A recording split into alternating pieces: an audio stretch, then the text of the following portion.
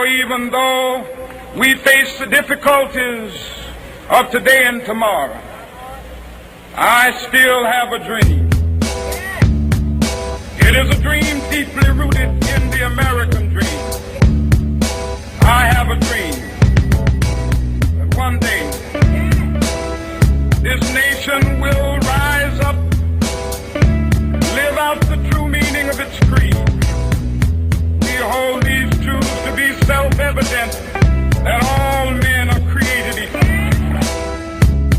I have a dream. It'll take a nation of millions to hold us back. Brown versus poor, open some doors. Back then, they call all blacks Negroes. We kick it off the top, sorta like Cerebro. Separate is an equal when in practice. My school is a shack, mine's is a pad. Do I have to sit in the back of the bus? That's whackness. Second class citizen on account of my blackness. They say to change the world, you gotta take a stand. Rosa Parks took a seat, changed the face of the land. Martin had a plan, that even if you wanna change the world, that'd mean you gotta kill another man. Inspired by the people like the Royal Gandhi. A pacifist in the war without an army, cause they can't harm me no matter how the end seems. I wonder if Mr. King is still having dreams. I have a dream. That freedom ring. This must become true. Oh, that freedom ring. MLK had a dream, took it mainstream. Civil rights bill, voting rights acts, they passed. Modern day Jesus, turning the other cheek. Some blacks like, dog, that's weak. I'm not looking to get beat deep in the next week. My everyday life is police brutality. Macca picked up X and dropped his slave name. Radical change, defense by any means. When a hostile Mecca, select God protection. Whites and blacks, yeah, we in this together. There are race riots, people are dying. Warfare, watts, tear gas, bullets are flying. So JFK, he got assassinated. MLK, he got assassinated. Malcolm X, he got assassinated. So it's up to us to keep that dream alive. That freedom ring. I have a dream. That freedom ring. This must become true. Oh, that freedom ring. That freedom ring. I have a dream. That freedom ring. This must become true. And I seek to satisfy our thirst for freedom by drinking from the cup of bitterness and hatred.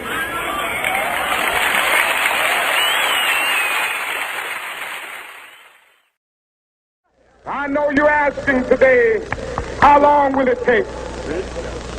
Somebody's asking, how long will prejudice blind the visions of men?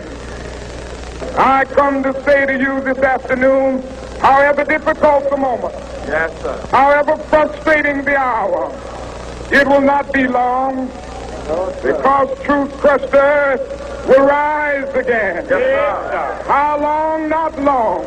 Yes, sir. Because no lie can live forever. Yes, sir. How long? Not long. Because you shall reap what you sow. Yes, sir. How long? Not long. How long? Truth forever on the scaffold, wrong forever on the throne. Yes, sir. Yes, that scaffold sways the future. Yes. Behind the dim unknown standeth God within the shadow, keeping watch above his own. How long? Not long. Because the arc of the moral universe is long, but it bends toward justice. Yes, sir. How long? Not long. Not long. Because mine eyes have seen the glory of the coming of the Lord. Yes, sir. He's trampling out the visage where the grapes of wrath are stored. Yes, sir. He's loosed the fateful lightning of his terrible swift sword. Yes, sir. His truth is marching on. Yes, sir. He has sounded forth the trumpet that shall never call retreat. He is sifting out the hearts of men before his judgment seat. Oh, be swift, my soul, to answer him. Be jubilant, my feet. Our God is marching on. Glory, hallelujah. Glory, hallelujah. Glory, hallelujah. Glory, hallelujah. His truth is marching on.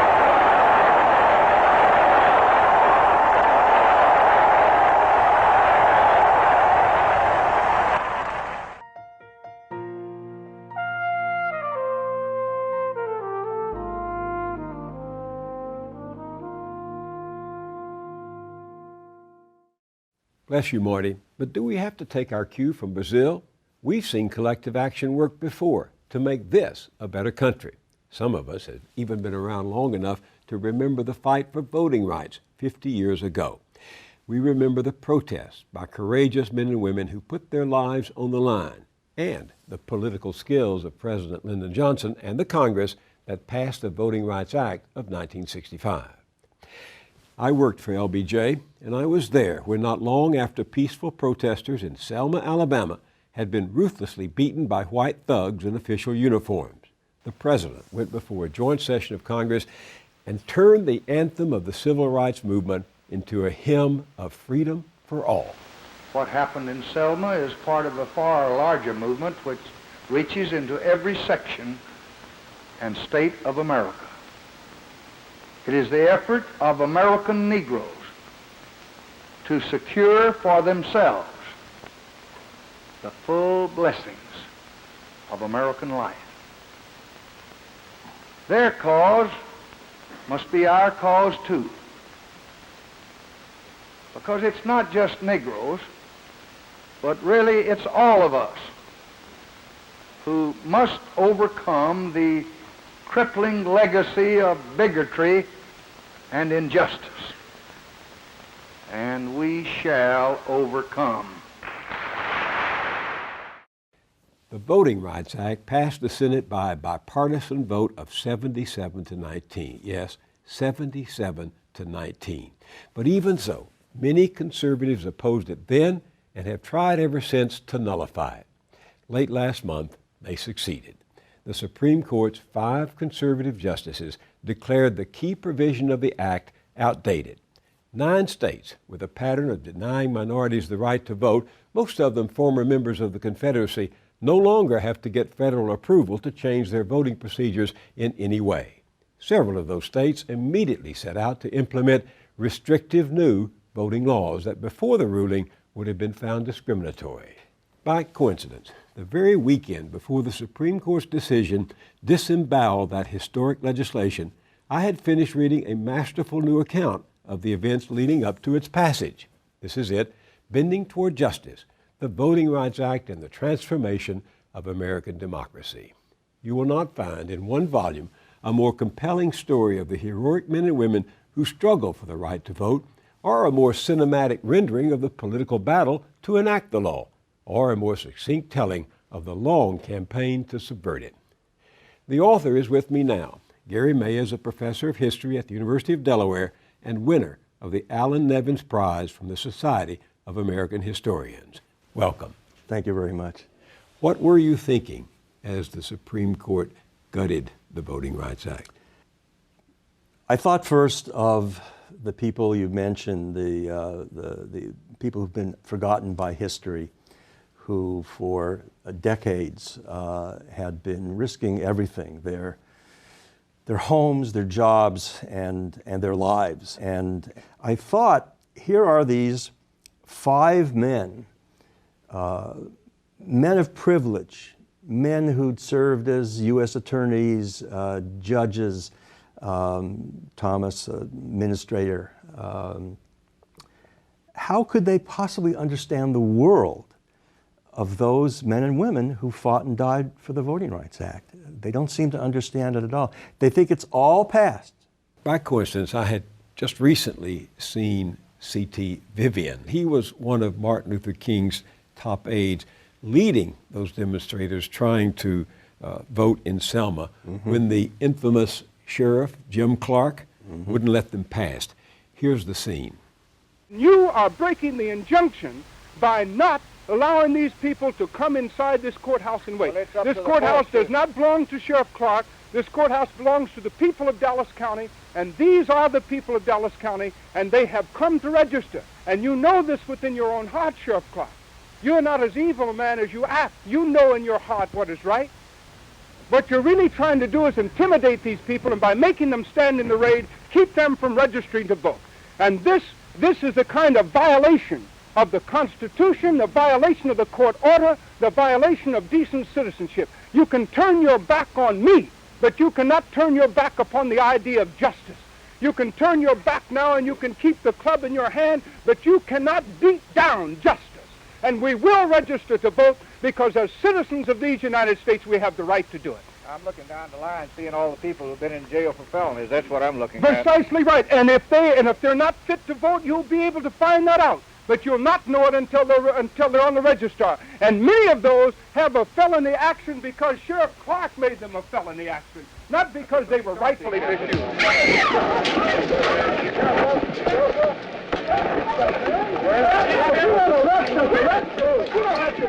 No, you don't have to beat us. Get out of here. You don't have to beat us. Arrest us.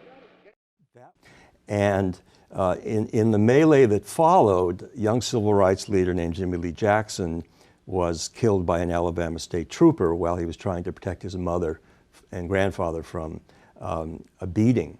And it's thought that Clark and the others were there to get Vivian for that encounter that they had. And of course, the Marion people were so distraught over Jimmy Lee Jackson's death that one of them said, let's take his coffin and to George Wallace in Montgomery and put it on the Capitol steps. And from that came the idea of this march from Selma to Montgomery. And so there was a debate in King's Circle. Should they go forward? They might encounter again what had been encountered in Marion. And King's advisors were divided. Some said, yes, let's go forward. King himself was uncertain. And as you know, it came to be called Bloody Sunday. Mm-hmm. Here's that scene. To be detrimental to your safety to continue this march, and I'm saying that this is an unlawful assembly, you are to disperse, you are ordered to disperse, go home or go to your church. This march will not continue. Troopers here, advance toward the group. See that they disperse.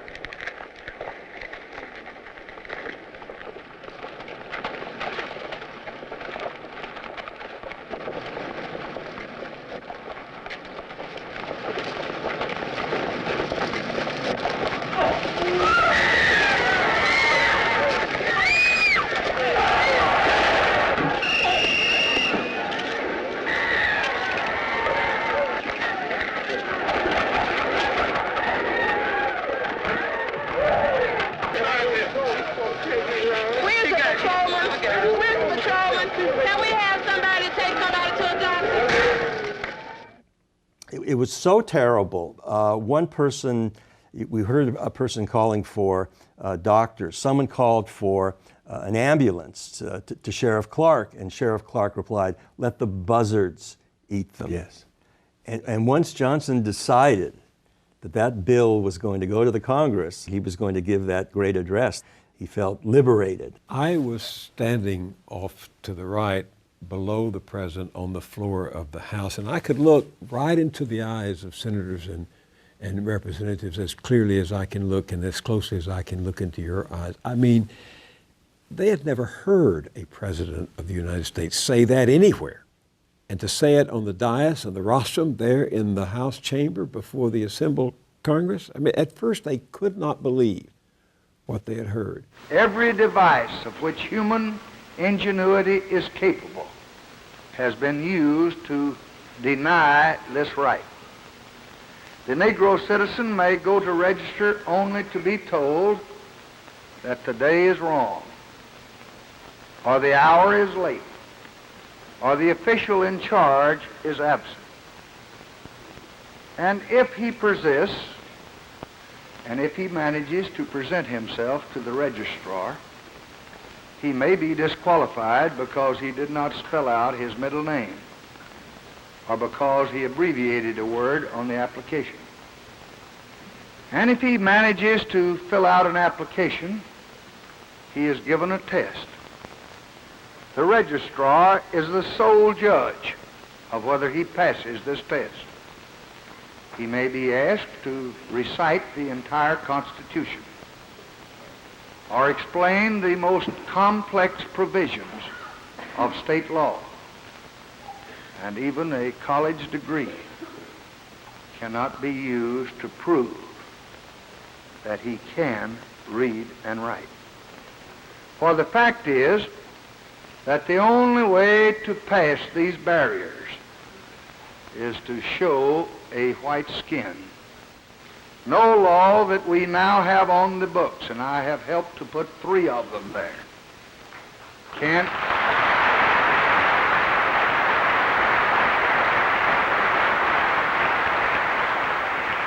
can ensure the right to vote when local officials are determined to deny it.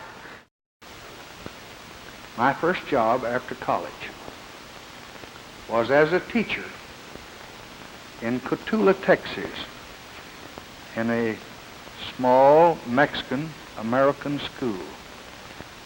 Few of them could speak English, and I couldn't speak much Spanish. My students were poor, and they often came to class without breakfast, hungry. And they knew, even in their youth, the pain of prejudice. They never seemed to know why people disliked them, but they knew it was so, because I saw it in their eyes. I never thought then, in 1928, that I would be standing here in 1965. It never even occurred to me in my fondest dreams that I might have the chance to help the sons and daughters of those students and to help people like them all over this country.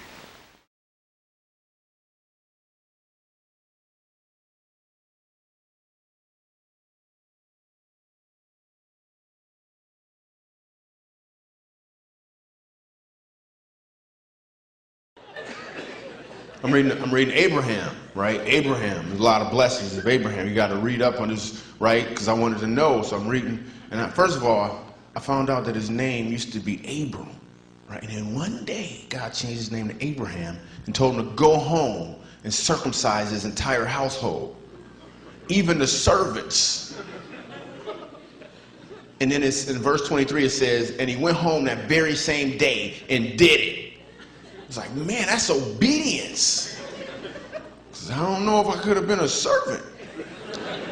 I mean, I'm just saying I would have had a couple questions first.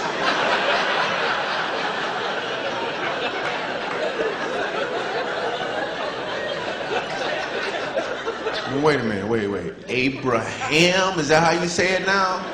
Okay, wait, put the flint rock down for a minute. Hold on. What exactly did God say? His words, please. Okay. Circumcised in the flesh of the foreskin. Okay. You sure he didn't say your skin?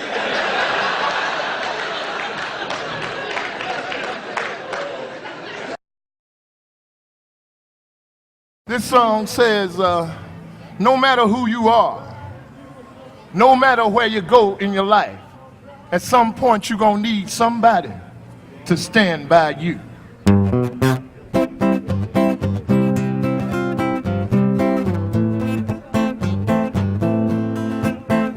Oh yeah, oh my darling, stand by me. No matter who you are, no matter where you go in life, you gon' need somebody to stand by you. No matter how much money you got, all the friends you got, you gon' need somebody to stand by you. When the night has come and the land is dark, and that moon is the only light we'll see. No, I won't be afraid. No, I won't shed one tear just as long as your people come and stand by me. And darling, darling, stand by me. Oh, stand by me. Oh, stand by. Come on, stand by me. Yeah. Oh, when that sky that we look upon, when she tumble and fall on the mountains, they should crumble into the sea. I won't cry, no, I won't shed a tear, just as long as you stand by me. So darling, darling, stand by me. Oh, stand by me. Please stand by me. Stand by me. And darling, darling, stand by me. Oh, stand by me. Please stand by me. Stand by me. Oh, baby, baby.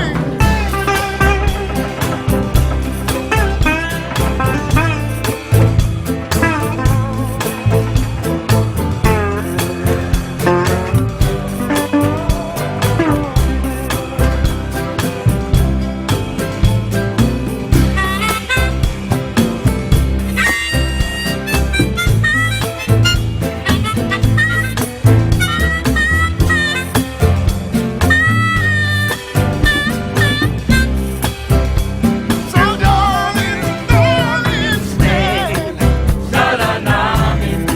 Oh, stand.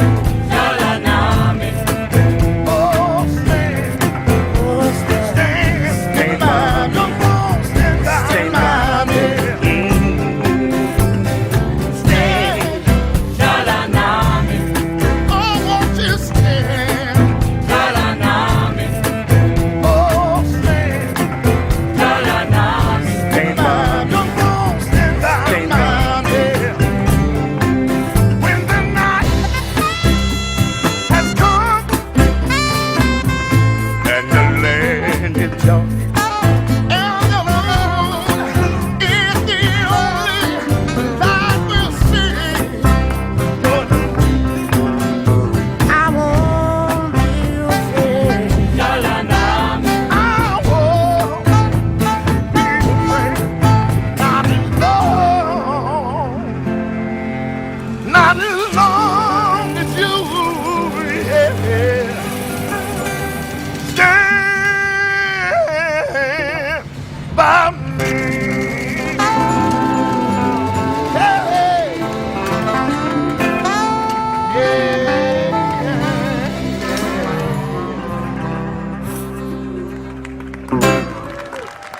Thank you.